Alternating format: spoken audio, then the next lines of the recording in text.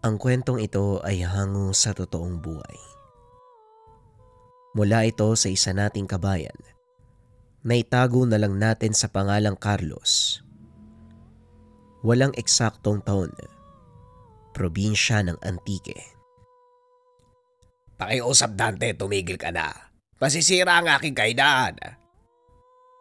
Wika namang Martin habang pilit na inaawat ang isang lalaki.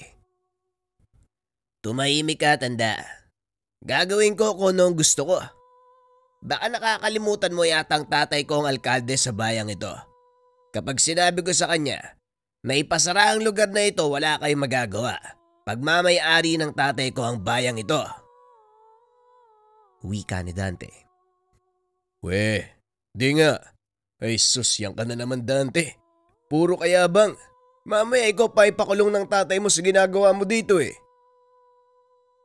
Wika ng isang lalaki na nakaupo sa sulok. Biglang nagbulungan ang mga naroon. Isa-isang naglabasan. Naiwan sa loob ang matandang may-ari, pati na rin ang lalaking nag-aamok at yung nakaupo sa sulok. Naku po, naloko na, pakiusap Carlos. Huwag kang maninira ng mga muebles, bagong palit ang mga yan. Wika ng matanda. Tumayo ang lalaking tinawag niyang Carlos. Lumapit sa kinaroroonan ni Dante.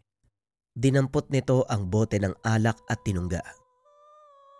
Sayang naman kung matatapon lang ang masarap na alak na kagaya nito.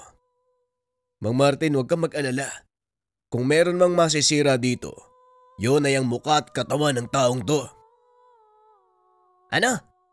Anong sinabi mo? Bingi ka ba? O hindi mo lang naintindihan ang sinabi ko? Baliw to ah. Hindi mo ako kilala. Hindi na ituloy ni Dante ang sasabihin. Bigla itong tumilapon. Bumagsak sa lupa at nawalan ng malay. Naku po Carlos, mukhang napuruan mo yata si Dante. Wika namang Martin habang sinasampal ang walang malay na si Dante. Pinatulog ko lang po siya, Mang Martin. Nasobrahan po yata sa kalasingan ng taong yan eh. Walang paglagyan ng katapangan. Pasensya na po kayo.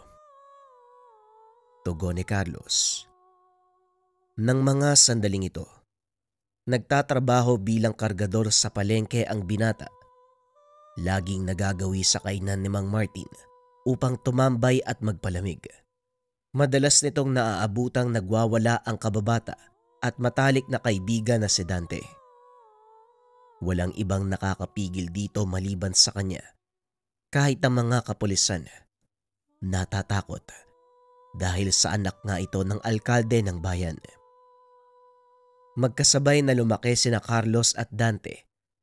Bagaman magkaiba ang estado ng pamumuhay, naging matalik na magkaibigan ang mga ito. Wala namang tutol ang pamilya ni Dante dahil mabait at napakamagalang nitong si Carlos. Sa katunayan, ito pa ang nagsisilbing magandang ehemplo para sa kanya. Sa'yo na lang talaga nakikinig itong si Dante. Sumasakit na din ang ulo ng nanay niya eh. Ano na naman bang ginawa ng taong to? Tanong ng alkalde. Wala naman po. Mabuti na lang at naagapan kung hindi. Kawawa naman yung kainan ni Mang Martin. Tugon ni Carlos.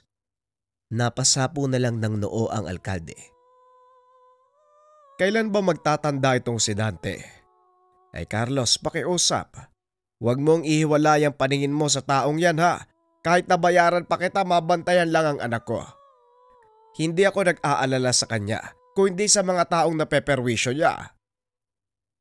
Wala po kayong dapat alalahanin, Mayor. Ako na pong bahala sa kaibigan ko. Makakaasa kayong aakayin ko siya sa tamang landas. At kapag hindi sumunod, babalian ko ng buto. Gawin mo kung anong nararapat. Alam kong ikaw lang ang makakapagpasunod sa kanya. Nga pala, iwanan mo muna ang trabaho mo sa palengke. Gusto kong sumama kayo ni Dante sa akin sa kabilang probinsya. May kailangan akong asikasuhin doon. Mga ilang araw po tayo doon kung sakali. Mga 1 linggo. Huwag mong alalahanin ang nanay mo. Ako nang bahala sa kanya. Sa katunayan, Nagpadala na ako ng isang sako ng bigas at mga pang-ulam para wag ka nang mag-abala. Maraming salamat o. Sige po, magsasabi pa rin po ako kay nanay para hindi naman siya mag-alala. Matapos ang pag-uusap, umalis si Carlos upang magpaalam sa ina. Kinabukasan, maagang dinaanan ng alkalde ang binata. Ano bang gagawin niya sa kabilang probinsya, Mayor? At kakailanganin niyo pa ako? Wala naman. May asikasuhin lang akong lupa roon. Aminin ko medyo magulong lugar at hindi alam ng mga taga roon na mayor ako ng bayan natin. Kaya hindi pwedeng mga tauhan kong sumama. Ganun po ba? O sige, ako na po ang bahala. Hindi naman siguro sila magpapadalos-dalos ng kilos doon, ano? Yan ang akala mo. Hindi mo alam ang ugali ng mga tao doon, Carlos.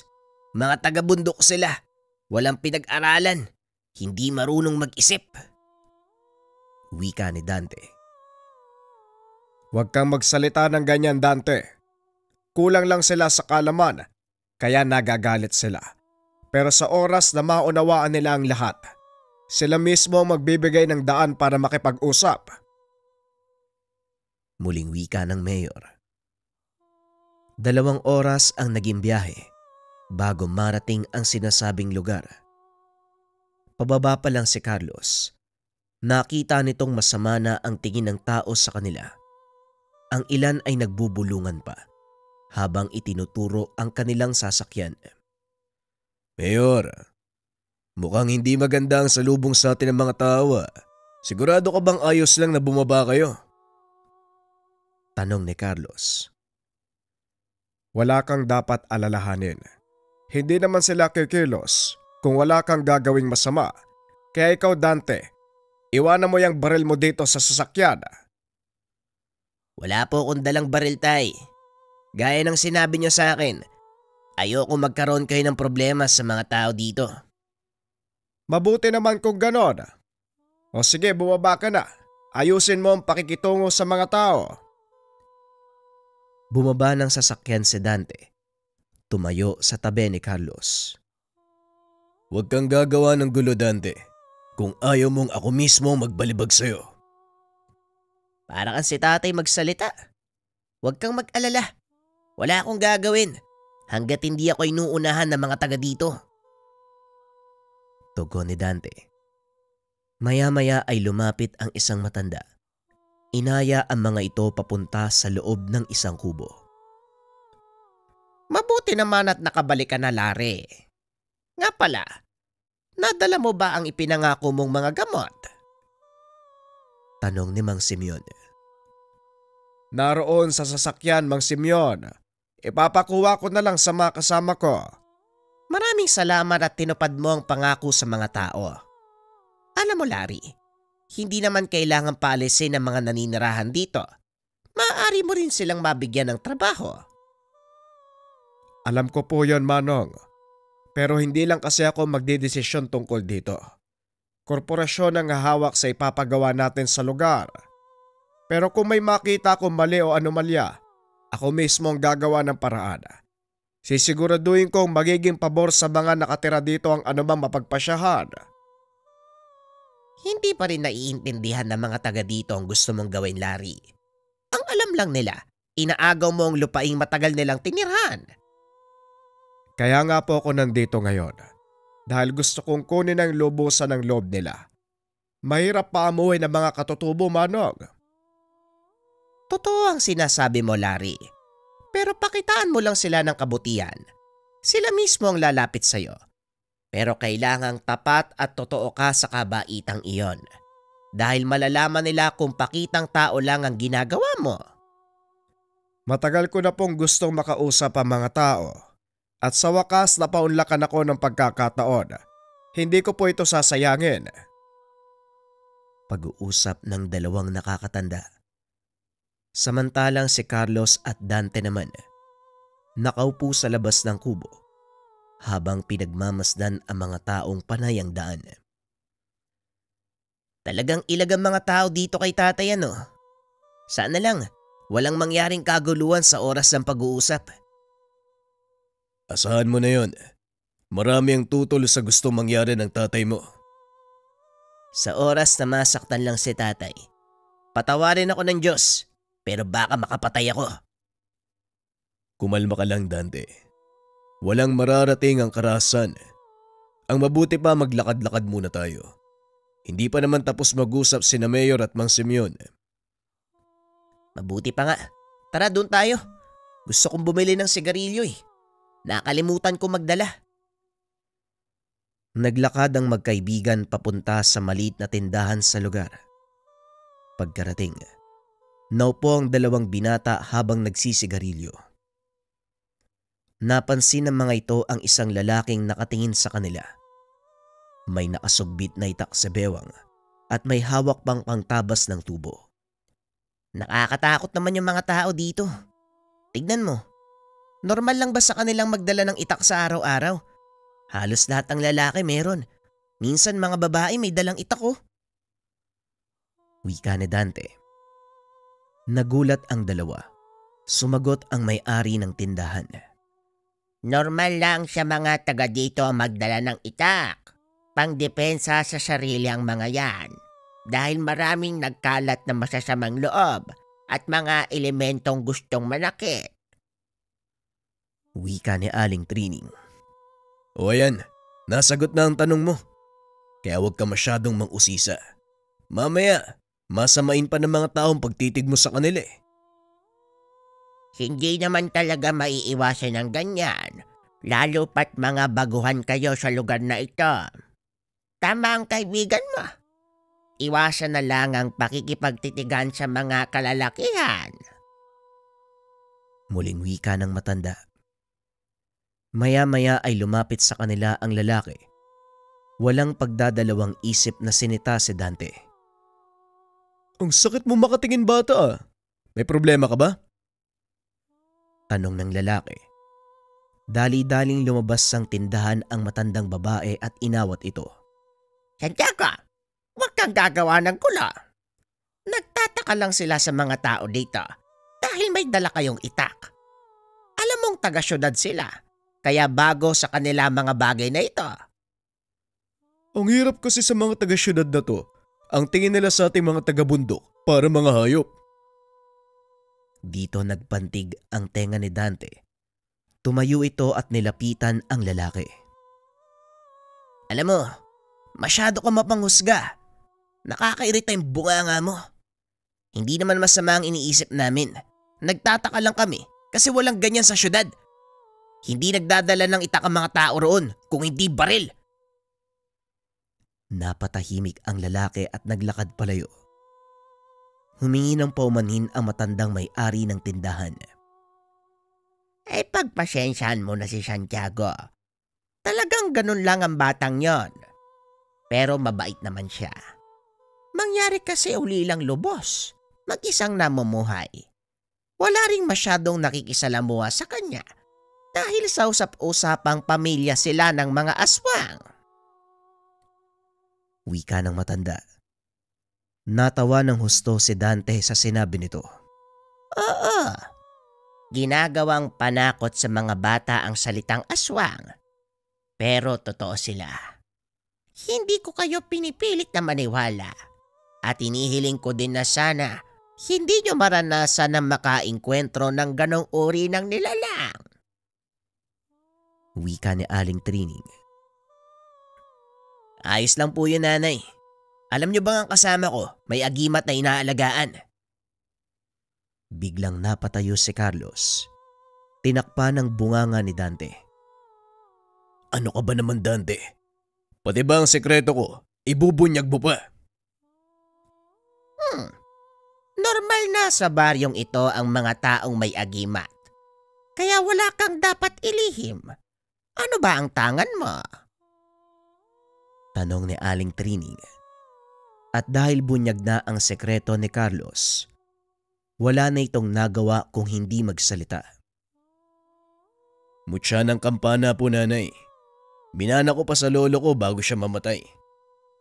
Alam niyo ho ba yung suntok ng kaibigan ko? Parang kulog.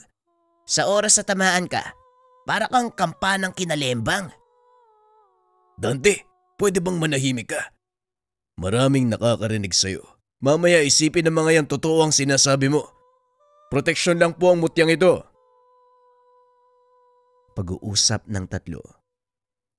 Ngunit lingid sa kalaman nila, may isang antingerong nakikinig. Ngayon ko lang narinig ang tungkol sa mutya ng kampana. Gusto ko malaman ang bisa nito. Kaya kung hindi mo mamasamayang kaibigan, maaari mo bang ipakita sa akin? Wika ng lalaki. Ay, Lita, ikaw pala. O nga pala, mga dayo sila kasama ni Larry. Yung nakabili ng lupain sa paligid ng nayon. Ganun ba? Siguro nga may ibubuga kayo. Ang lakas ng loob niyong dumayo sa lugar na ito. Lalong-lalo na ang kasama niyo.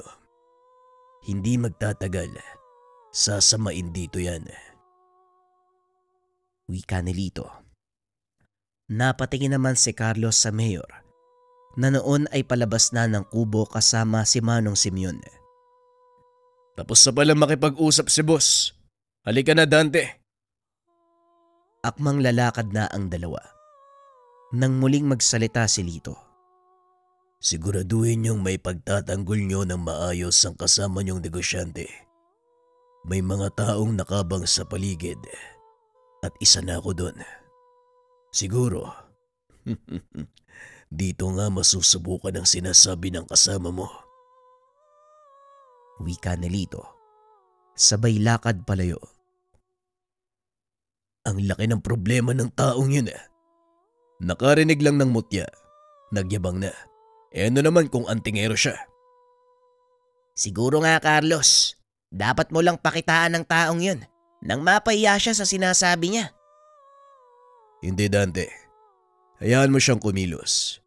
At sa oras na may masaktan sa inyo ng tatay mo, talagang dila niya lang ang hindi madudurog. Matapos ang komprontasyon, dali-daling lumakad ang dalawa pabalik sa alkalde. Kayong dalawa, magsasalita na si Larry sa harapan ng maraming tao. Maging alisto kayo. Hindi natin alam ang takbo ng isip ng mga tao. Wika ni Mang Simeon. Maliwanag po sa akin yan, Manong. Ako na pong bahala. Tugon ni Carlos. Tumayo ito sa likod ng alkalde. Habang nagsasalita, pinakikiramdaman nito ang mga tao sa paligid.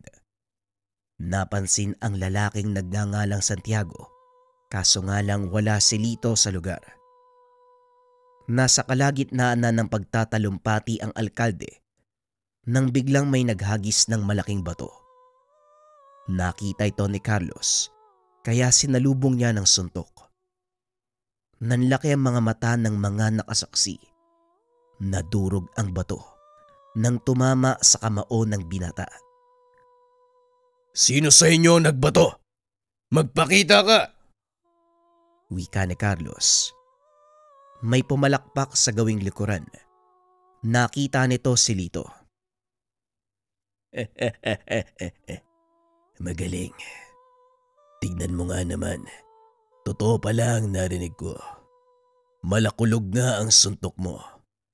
Bakit hindi natin yan subukan sa totoong laban? Wika ni Lito. Tumakbo ito papunta sa kinaroroonan ni Carlos. Walang pagdadalawang isip na sumugod. Sinalubong naman ito ng binata.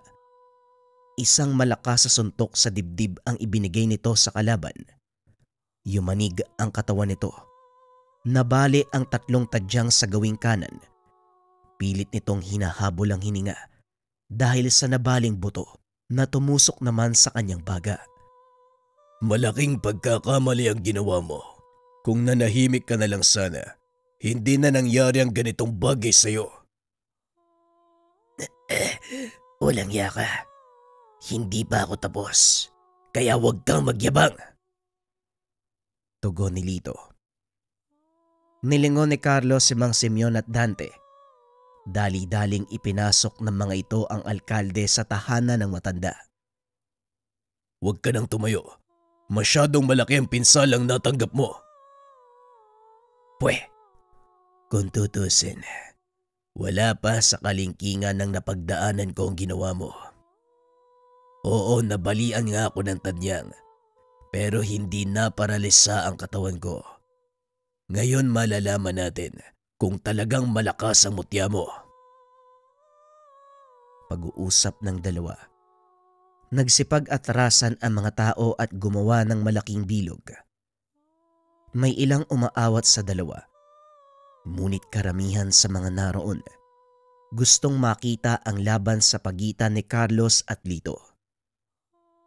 Hindi naman sana kita papatulan kung hindi mo lang sinubukan na saktan si Mayor. Yun nga ang gusto ko. Ang patulan mo ang hamon ko. Para masaksihan ng lahat ang kakayahan ng isang taong may tangang mutya ng kampana. Pag-uusap ng dalawa habang nag-iikot sa gitna ng bilog. Napansin ni Carlos na tila wala na ang iniindang sakit ng kalaban. Mukhang hindi mo na iniinda ang pagkabali ng tadyang mo ah.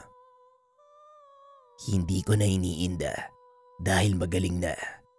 May kakayahan akong paghilumin ng mabilis ang anumang pinsalang natatamo ko. Tugon ni Lito sabay sugod sa binata.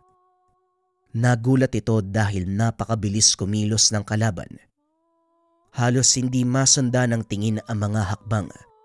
Kaya naman nagawang patamaan ni Lito ang binata. Ngunit mahina ang atake kaya hindi gaanong napuruhan si Carlos. Patikim pa lang yan ang aking kakayahan. Sinadya kong hindi kapuruan para naman mas mahaba ang kasiyahan. Wika ni Lito. Hindi naman nagsalita si Carlos. Pinag-aaralan nito ang galaw ng katunggali. Ano kaya ang tanga ng taong to? Mutya ng kidlat? Wika ni Carlos sa sarili. Napansin ng binata ang madalas na pagpaling ng ulo ni Lito. Maging ang minsanang pagpapalit ng kulay ng mga mata. Sa isip ng binata, hindi lang basta antingero ang katunggali. Ngunit hindi rin ito matukoy kung ano ang pinagmula ng bilis ni Lito. Muling umatake ang kalaban at sa pagkakataong iyon, nagawang sanggain ni Carlos ang binigay na suntok ni Lito. Napangiti si Carlos dahil nagawa niyang basahin ang galaw ni Lito. Ilang ulit na sumalakay ang katunggali. Nagagawa na itong ilaga ng binata. Kumuha ng magandang pagkakataon si Carlos. Sinalo ang kamao ng kalaban. Ngunit sa kasamaang palad, dumulas lang ito mula sa kanyang pagkakahawak. Napatras si Carlos. Napagtanto na puno ng langis ang braso ng kalaban. Sa palagay ko, ngayon pa lang ay napagtanto mo na kung saan ang galing ang bilis ko. Ang totoo may konti na akong ideya. Pero may isang bagay pa akong dapat gawin para mapatunayan ang hinala ko. Tugon ni Carlos. Muling sumugod si Lito na siyang malaking pagkakamali. Dahil nagagawa na nitong basahin ng kanyang galaw, nagawa ng hulihin ng binata ang katunggali. Laking gulat ni Lito dahil bigla siyang sinakal ni Carlos.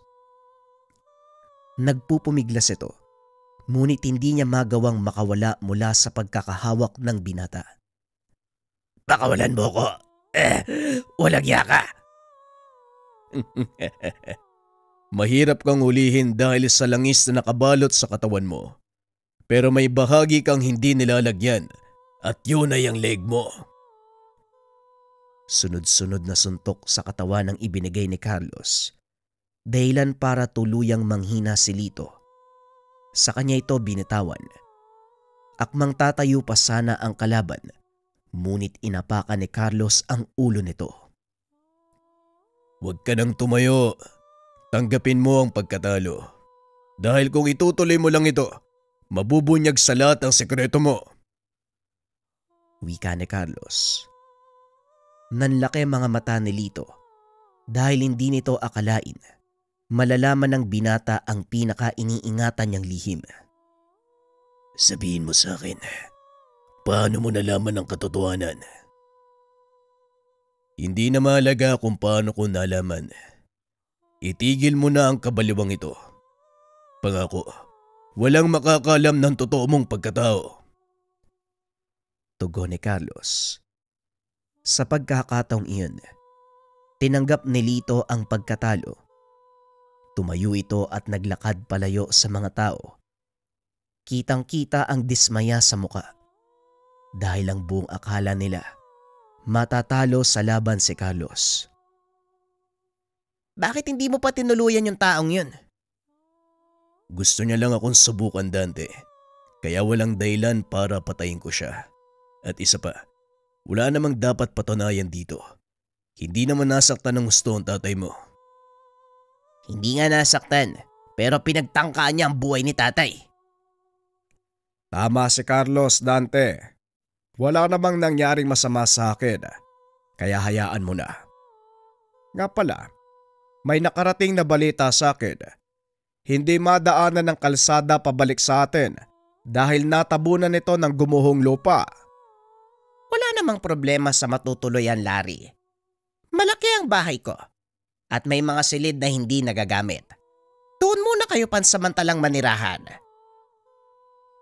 Maraming salamat, Mang Simeon. Carlos, Dante, ibaba nyo na ang mga gamot. Tulungan nyo ko ipamahagi ang mga yan. Wika ng alkalde. Habang namamahagi ng gamot. Muling nakita ni Carlos si Santiago. Nakatayo lang ito sa sulok. Habang ang ilan sa mga kababaryo nagkukumahog na makakuha ng gamot. Kumuha ng isang balot ang binata at nilapitan ito. Ito pare, para sa'yo. Bawat isa sa mga taga-baryo ay meron. Wika ni Carlos. Tinapik ni Santiago ang kamay nito. Anuin ko naman ang gamot na yan kung wala ng nanay ko. Sana kung mas maaga kayong dumating, nakatulong pa ang mga yan. Tugon ni Santiago. Isa-isang dinampot ni Carlos ang mga nahulog na gamot. Pasensya na. Kung wala kami ng mga panahong may sakit ang nanay mo. Alam kong hindi na makakatulong ang mga gamot na ito at wala na rin kaming magagawa. Kaya hinihiling ko sa iyo, kaibigan, huwag kang patuloy na mamuhay sa nakaraan. Masaya ang mundong ito. Mararamdaman mo lang yon kung alisin mo ang galit sa iyong puso. Wika ni Carlos. Muling inabot ang supot kay Santiago. Sabay lakad palayo. Hindi na nakapagsalita si Santiago. Pagsapit ng hapon habang nagpapahinga ay nagulat si Carlos.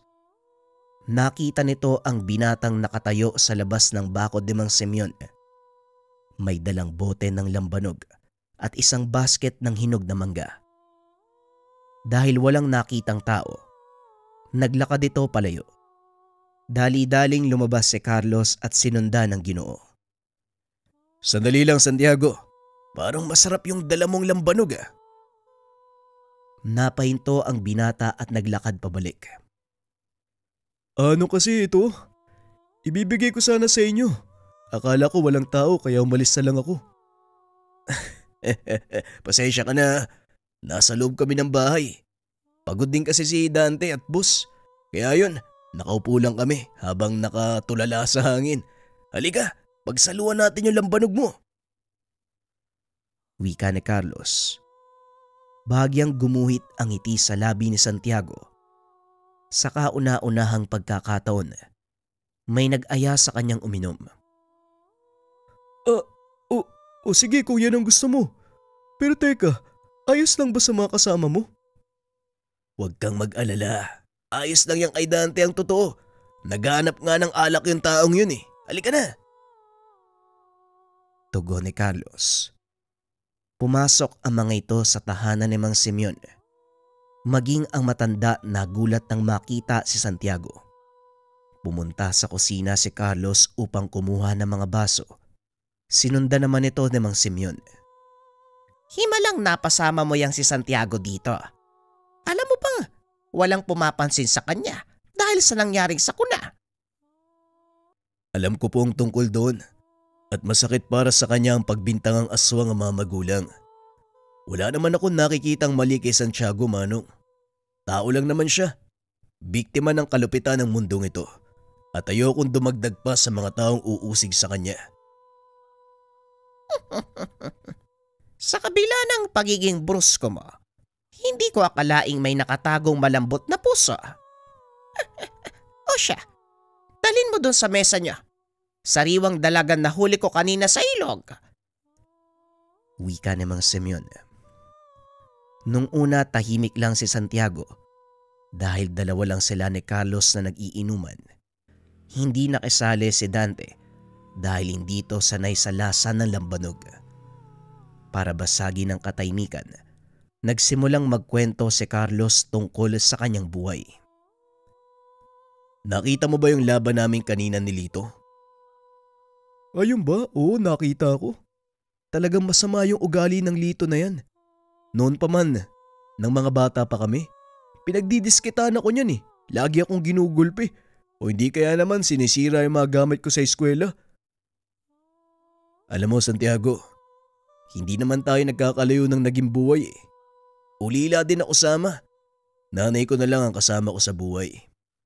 Mahirap mawalan ng tatay sa murang edad dahil kakailanganin mong tumayo sa sariling pa at matuto sa sarili mong paraan para lang mabuhay. Buti ka nga buhay pa yung nanay mo. Ako, wala ni isa sa mga magulang ko at kapatid ko natira. Tugon ni Santiago, sabay lagok ng hawak na baso.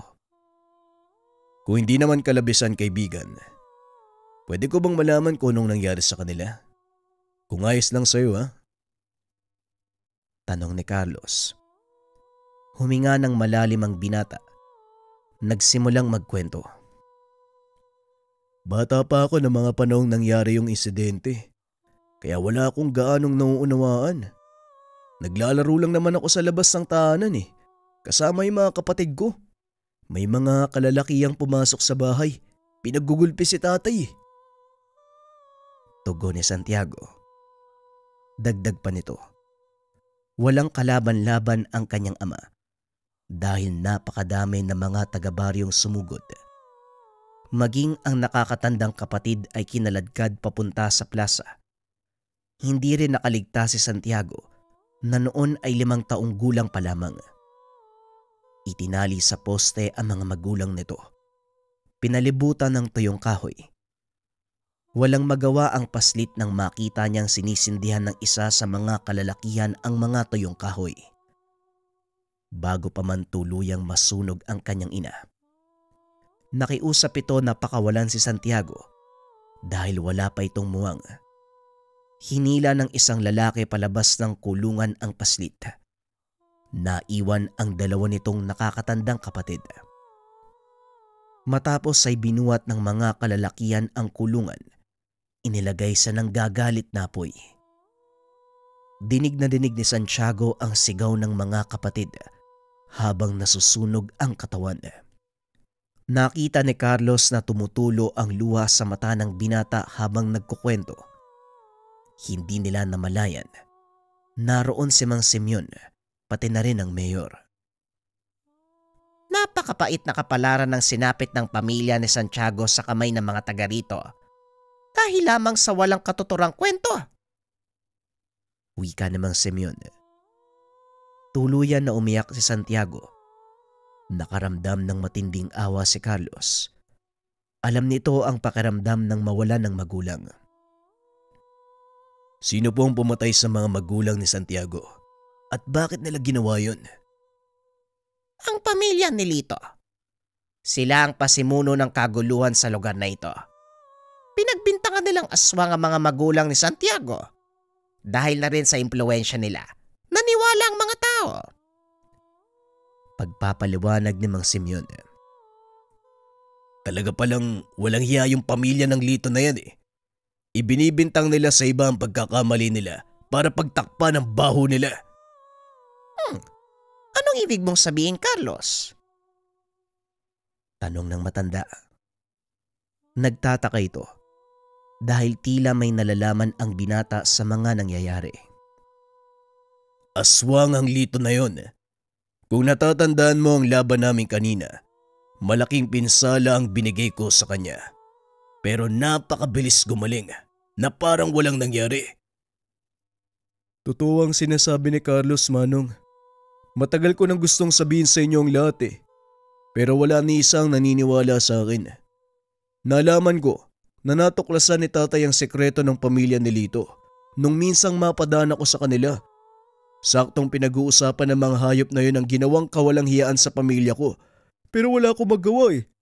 Dahil aswang ang tingin sa akin ng mga taga dito. Sana pala, tinuluyan ko na ang walang hiyang yun. O di ba? Yan yung sabi ko sa'yo, dapat tinuluyan mo na eh. Masyado ka kasing maawain. Singit ni Dante. Sa susunod na pagkikita namin, sisiguraduhin ko na hindi siya makakaligtas. Huwag kang mag-alala, Santiago. Naniniwala ako sa iyo. Mang Simeon, mas makakabuti siguro na huwag nang ipagbigay alam sa mga tawang nalaman natin ngayon para hindi mabulabog ang gagawin kong plano. Tugon ni Carlos. O sige, walang problema, Carlos. Pero kung ikaw lang mag-isa ang kikilos, hindi mo sila kakayanin. Mapapahamak ka lang. Hindi mo kilala si Carlos, Manong. Yung nakita mong laban kanina, wala pa sa kalingkingan ng lakas niya. Ewan ko nga ba kung bakit nagpipigil ng puwersa yung taong yan.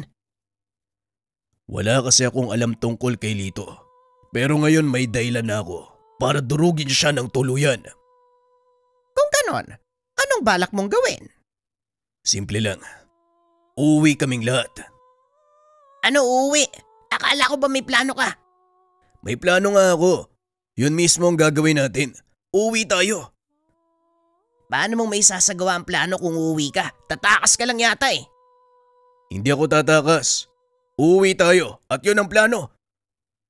Ay nako, bahala ka nga dyan. Kahit kailan di talaga kita maintindihan eh.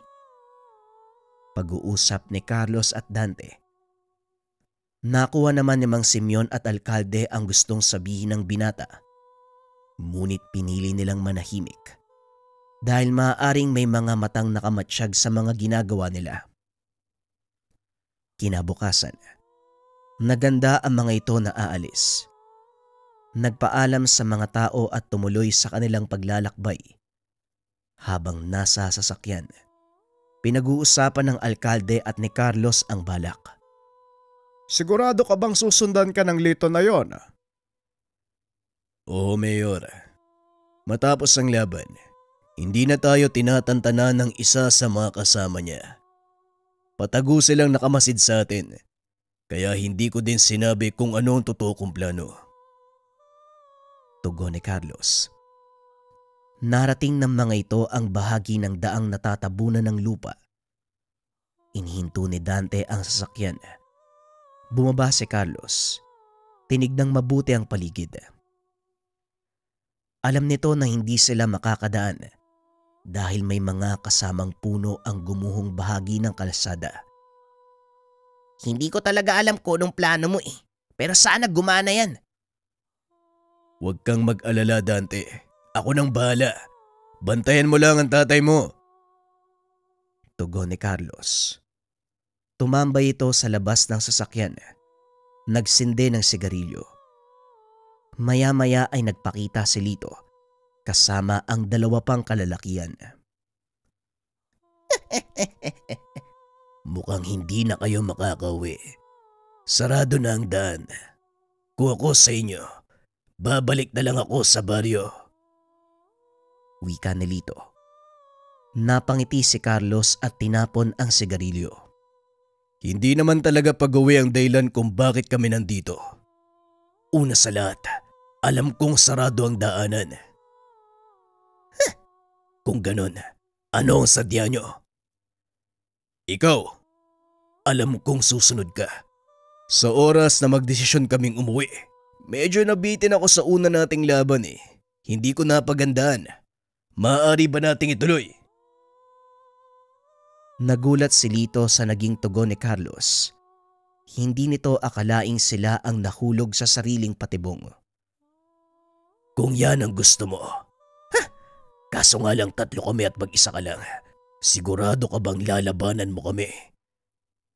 Tatayo ba ako dito kung nagdadalawang isip ako? Nagpapakamatay ka. Kahit gaano ka pa kalakas, wala kang laban sa 3 aswang. Wika ni Lito sabay sugod kay Carlos. Hinawakan nito ng maigpit ang kamay ng kalaban. Inumpog sa gulong ng sasakyan. Sunod na sumalakay ang 2 kasama ni Lito. Tinadyakan ng binata ang isa sa mga ito, dahilan para tumilapon at tamaan ang isa pa. Hawak-hawak pa rin ng binata ang kamay ni Lito. Hinigpitan nito ang pagkakapiga, dahilan para mapasigaw ang katunggali. Walang yaka! Bitawan mo ko! Wika ni Lito. Binitawan nito ni Carlos at hinayaang makatayo. Gaya ng inaasahan, mabilis na gumaling ang pinsala nito. Ano, kaya pa? Bakit parang nanghina ka? May nawawala ba sa'yo? Paano mong nalaman na nawawala ang lanahan ko? Siguro ikaw ang kumuha nun.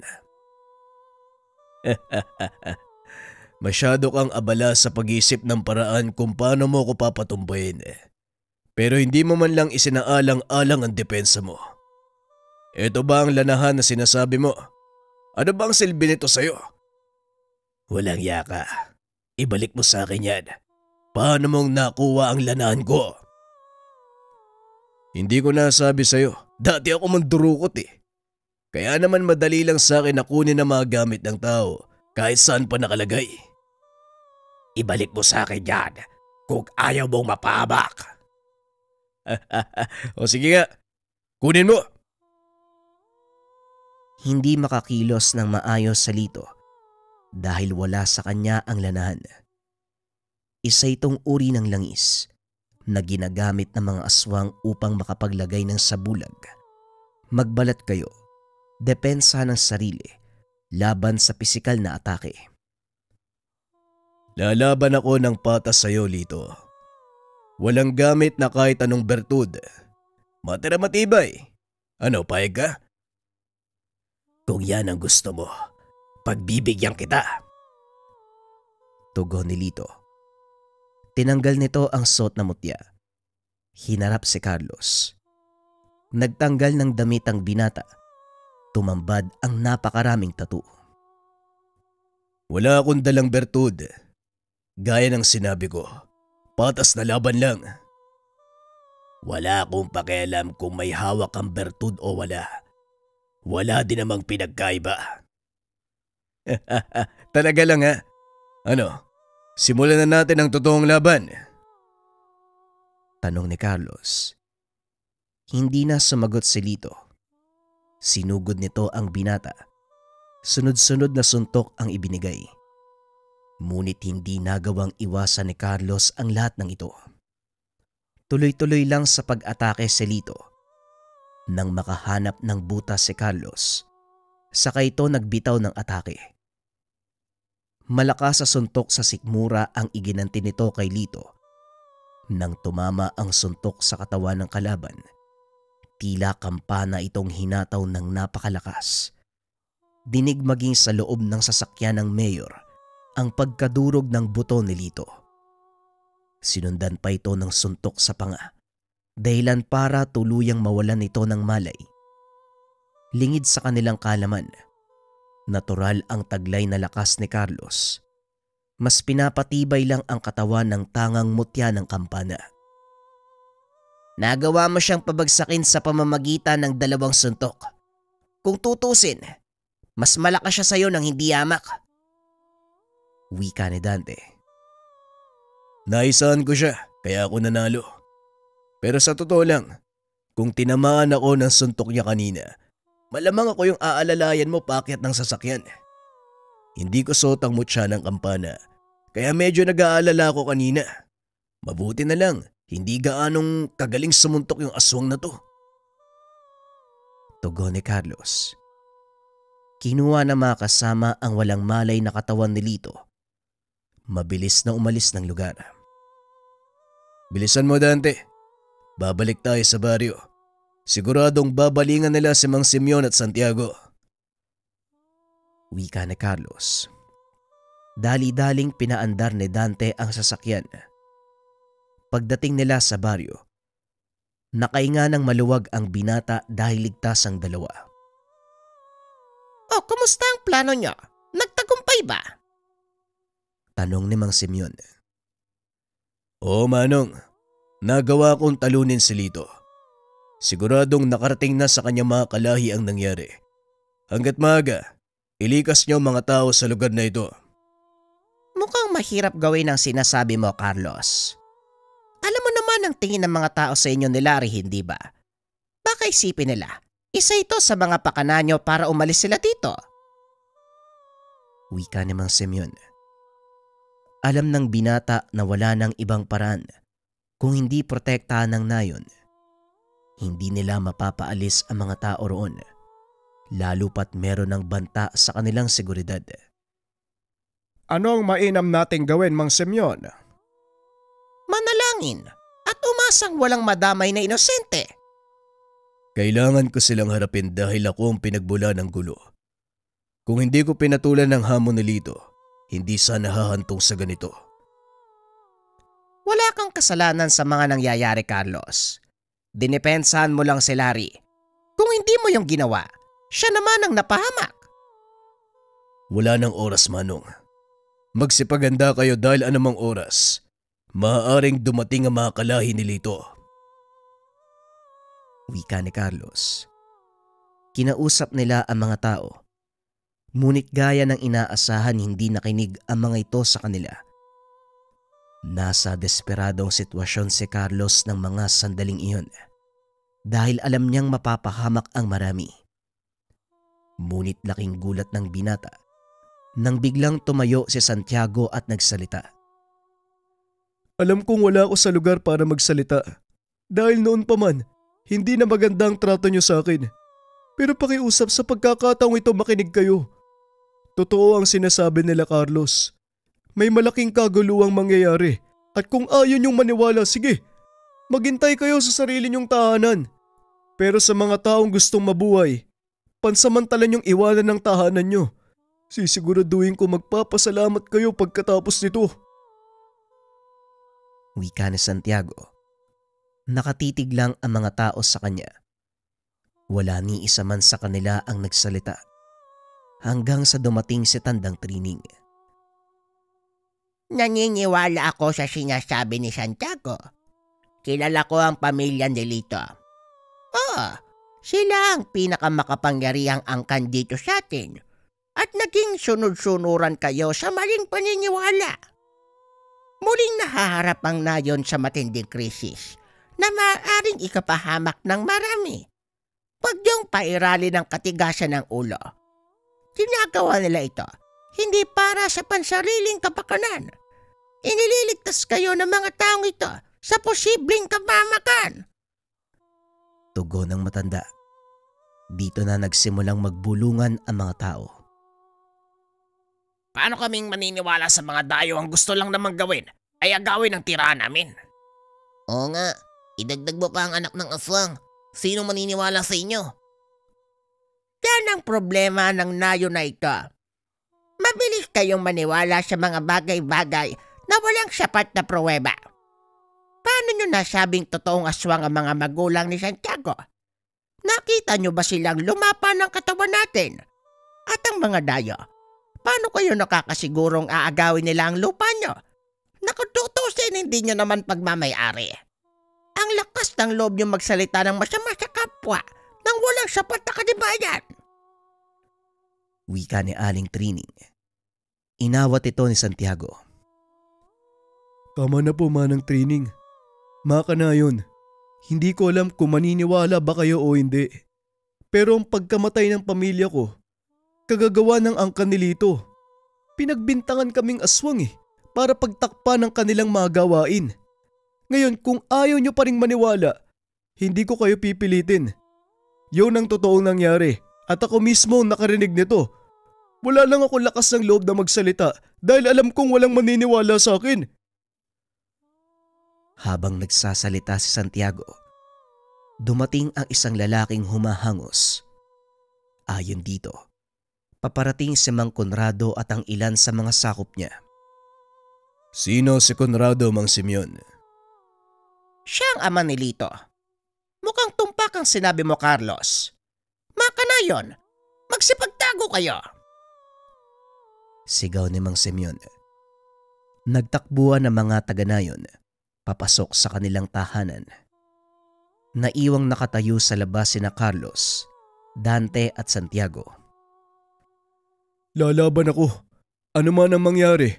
Oras na siguro para ipaggiganti ko yung ginawa nila sa mga kapamilya ko. Wika ni Santiago habang binubunot ang itak. Huwag kang mag-alala, Santiago. Nasa tabi mo ko. Sabay nating poprotekta ng nayo na ito. Bahala na. Mamamatay kung mamamatay. Gaya lang ng dati, Carlos. Huwag mong seryosohin masyado mga bagay-bagay. Lalo kang tatandaan yan eh. O sige, Dante. Gaya ng dati. Nang mga sandaling ito, nakasilip sa kanika nilang pintuan at bintana ang mga taga-nayon. Tinitignan ng tatlong binata. Pilit iniisip kung bakit binubuwis nila ang buhay sa nayon na masama ang turing sa kanila. Maya-maya pa nakatayo na sa harapan nila si Conrado. Nagulat si Carlos dahil nakatayo na si Lito sa tabi ng matanda. Sino sa inyo si Carlos? Ang lalaking gumulpi sa anak ko. Siya po yun, Tay. Yan ang taong gumulpi sa akin. Wika ni Lito habang nakaturo kay Carlos. Hindi ka ba nahihiya?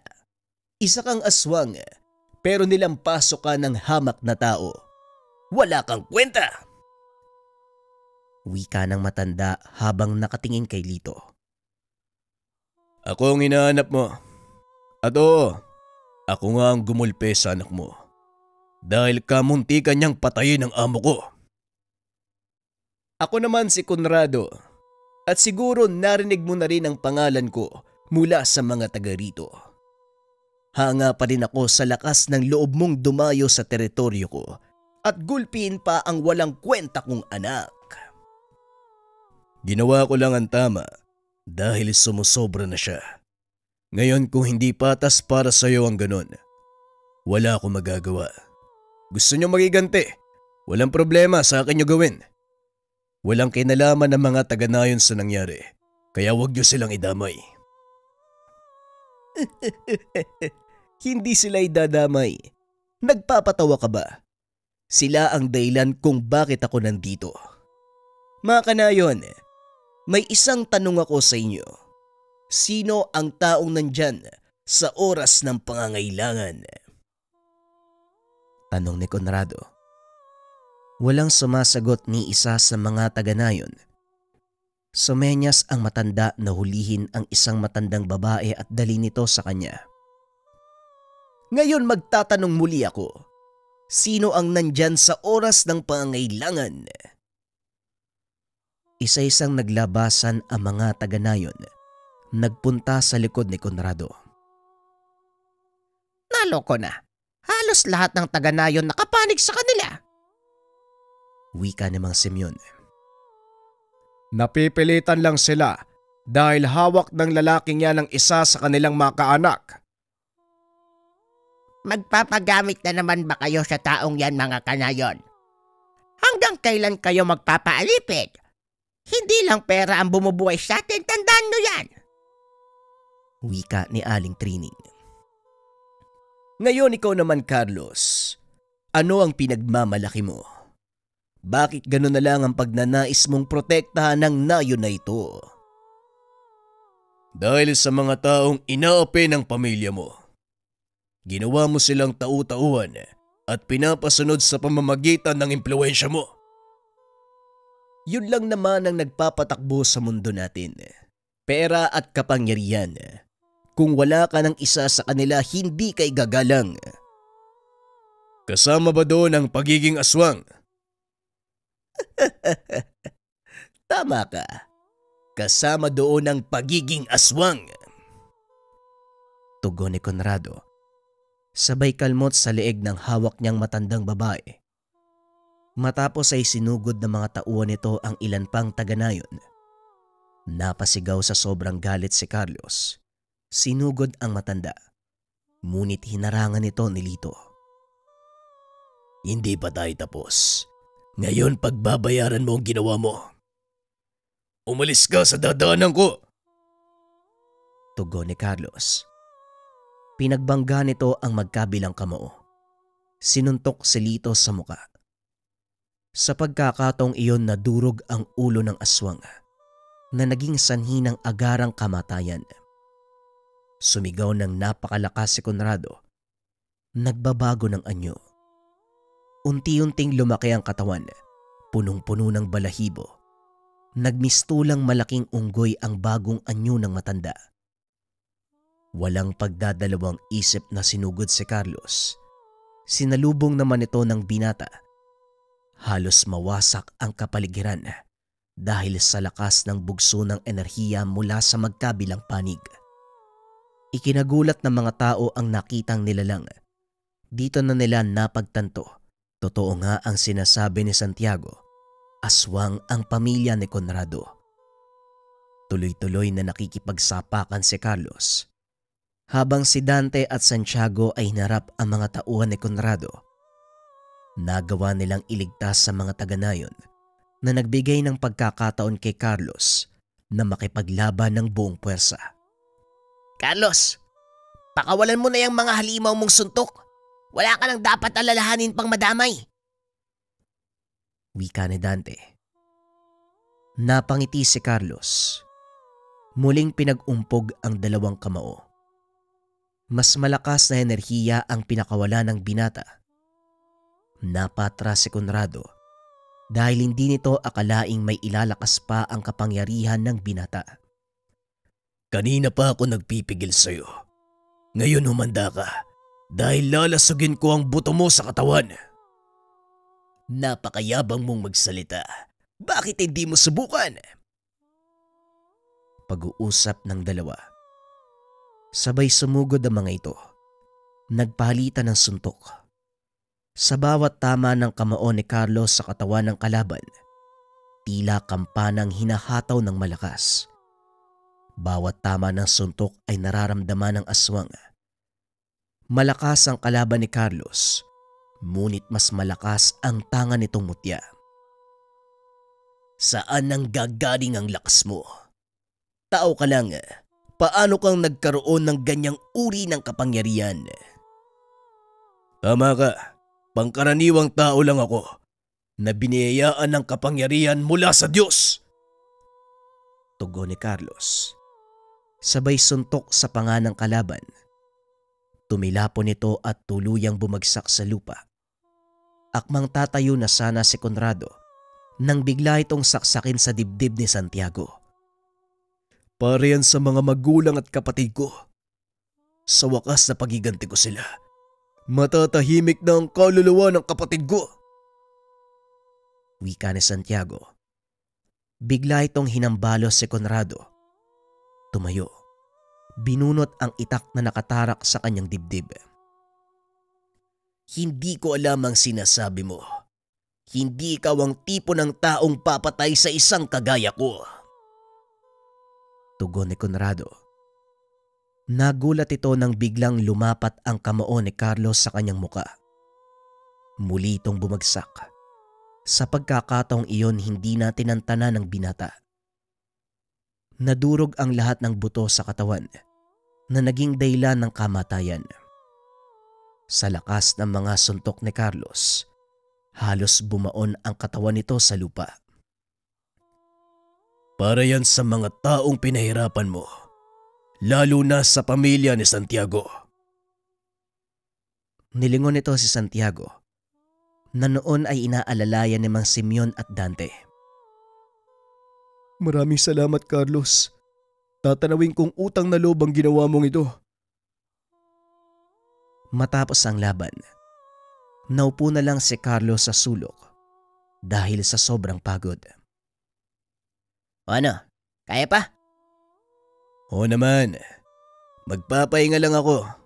Pero parang wala nang mga kalaban Saan sila nagpunta? Wala na. Nagsipulasan na nang makitang bumagsak ang pinuno nila. Napangiti na lang si Carlos. Nang mag-angat ng tingin, nakita nitong papalapit na sa kanya ang mga taga-nayon.